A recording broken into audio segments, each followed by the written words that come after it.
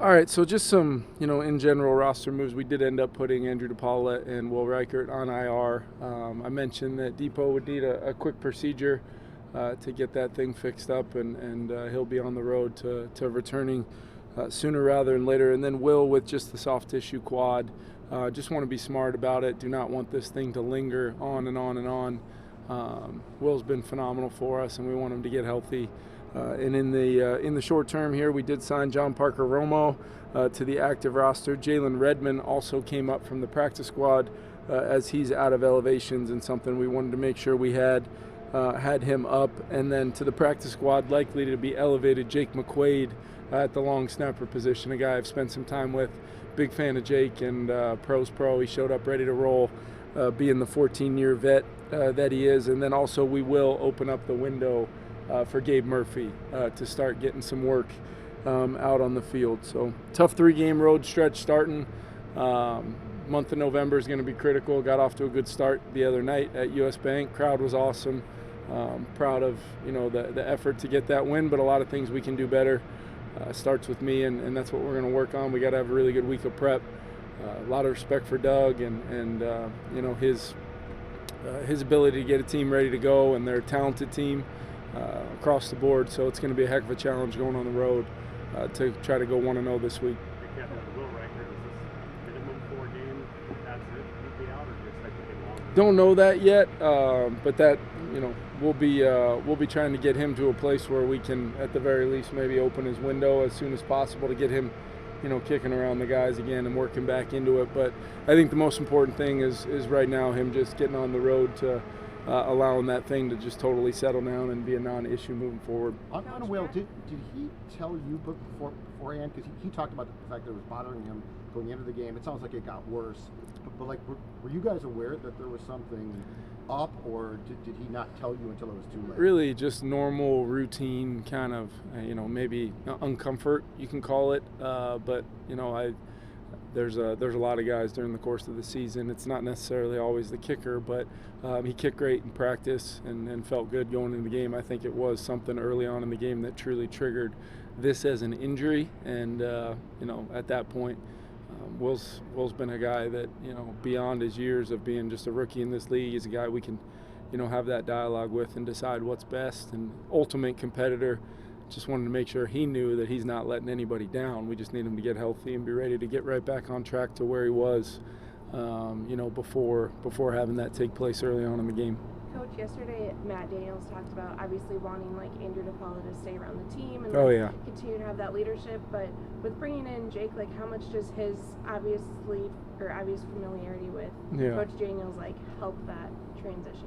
Yeah, I think it does. Jake's, and it also just brings times like this, especially with the specialists, can be you're just trying to remove any and all uncertainty. I've got confidence in Parker just from his time here already, and then knowing Jake. It should just instilling a level of calmness and just execution of doing that very, very important job.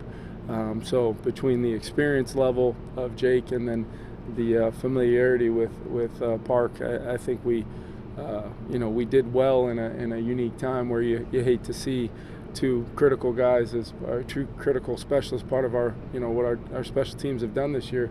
Depot's our captain, and Will's been phenomenal for us. So I think I feel confident, really confident in both those guys coming in here and doing their jobs and helping us win. What's your expectation of Blake Cashman today and then this week? Yeah, he should be limited today, and hopefully pick up that workload as he goes. Blake's really confident and just absolutely dying to get back out there with the guys, and hopefully it's this week, and we'll see how he handles the workload. Keep you guys posted throughout, but he'll get some work in today. Sam can obviously hit some windows with his arm. Some tight windows. How do you talk to him about risk reward? That you don't get too confident in the windows you're trying to hit? Yeah, I think it all goes back to what we call DTA, decision-making, timing, accuracy. The decision-making part of it, once you've had great fundamentals, he had some really, really good snaps in the game of, throwing off plant, throwing off hitch, little pocket movement mixed in there.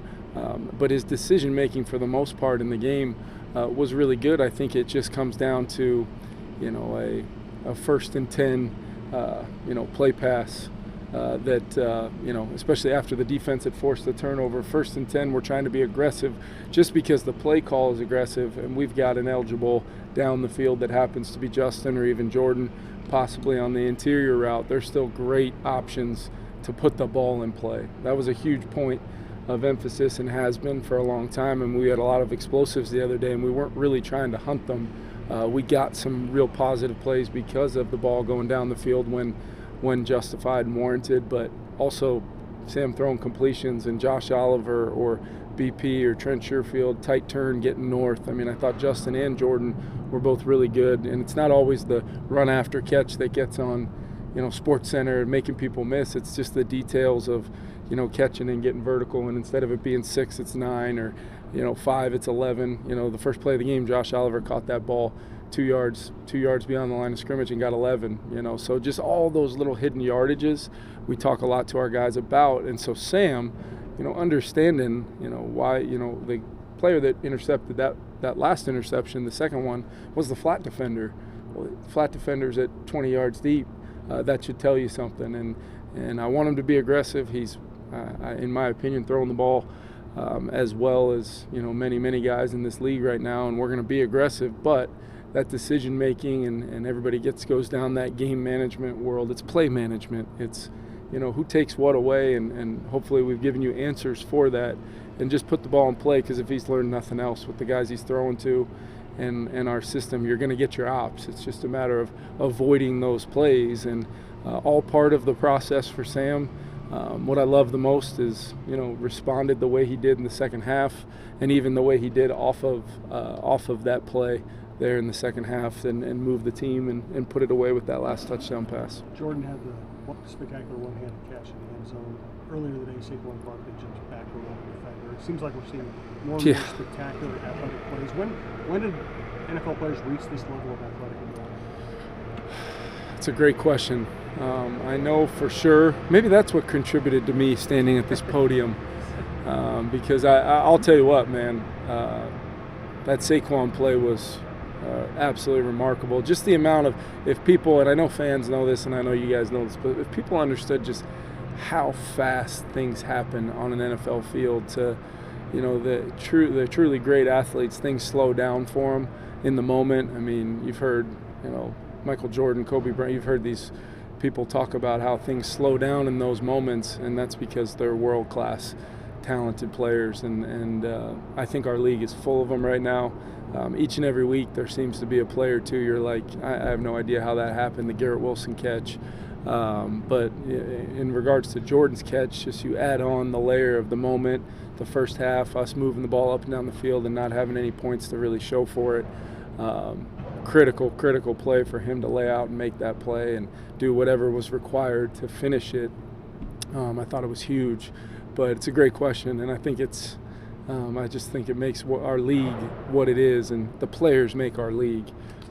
Each and every Sunday I'm just blown away by offense, defense. I mean, kickers are kicking 60-yarders routine. It's just unbelievable. So it's a blast to be a part of it, and I always look forward to who's going to make that play that we're talking about next, and hopefully they're wearing purple when they do it. But that's what makes our league so great. Kevin, with Sam, you talked about the last couple times when he's been hit or his face mask was jerked around, getting clarity. Harbaugh came out and talked about the same thing. And yeah.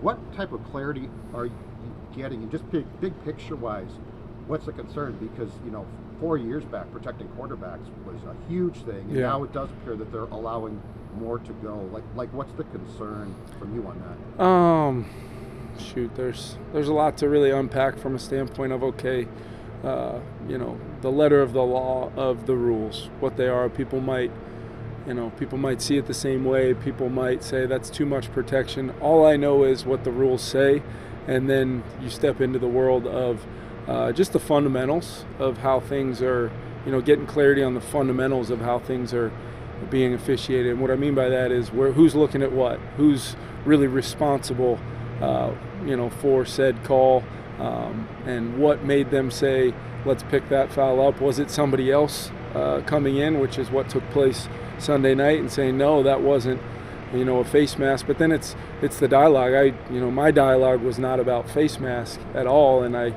knowing that the hit to the head neck, the forcible contact to the head neck area is now a reviewable thing. I was just trying to communicate that we could figure this out together, potentially, if that's the reason we dropped the flag on the field. So it's just the fundamentals to try to work through it together in those moments, and just get whatever it is. Just we're going to keep it pushing and keep it moving, and if the calls go our way or not, my job is just to worry about the next play for our team and make sure we're continuing to overcome or whatever we need to do based upon that play. We've just had a couple ones as of late and really early on in the season where just the clarity gives you the ability to be a better coach, and that's all I want to do is just find out the information that I need to deliver to our players so they know how to play, both technically, fundamentally, all those things, and, help understand, how to continue to move the football without having those things happen. Last one? Kevin, with the way Harrison Phillips played the other night, what is the impact to the rest of the defense when you get him stuff in the middle the way he does? Because you obviously have all the moving parts that are kind of around that position. Yeah. What's the domino effect of him being able to shut down the middle? Yeah, I think just Harrison was fantastic, and you felt him coming off the rock, eating up double teams. But it's one thing to eat up blocks and allow our linebackers to run and safeties to run and make tackles, but resetting the line of scrimmage, and not how many times do I pause the tape and see all of our interior D linemen on their side of the line of scrimmage when the back has the ball in their hands. Jonathan Taylor's one of the best backs in football. I think we held him either tied the lowest output of the season. Maybe I think he had the same amount maybe in the opener. But you just felt it as the game went on, getting him to have to stop his feet, not just be, anytime you can make a back stop his feet, the explosiveness and the change of direction sometimes can be limited as the pursuit of not only the edge setters but the cutback players, and those guys holding the point of attack were huge. I thought our whole D-line was really, really good on Sunday night, stopping the run. Thanks, guys.